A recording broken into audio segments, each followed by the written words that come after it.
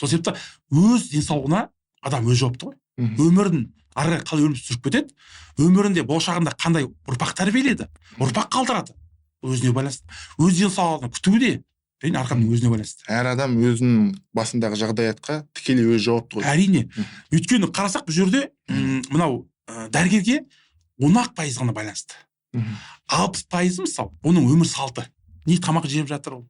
Қаншада жатып жатыр, режим қалай болып жатыр оның? Қимыл қозғалысы бар ма өмірінде? Зиянды әдеттері бар ма, жоқ па? Өзіне қалай, өзін сыйлай ма?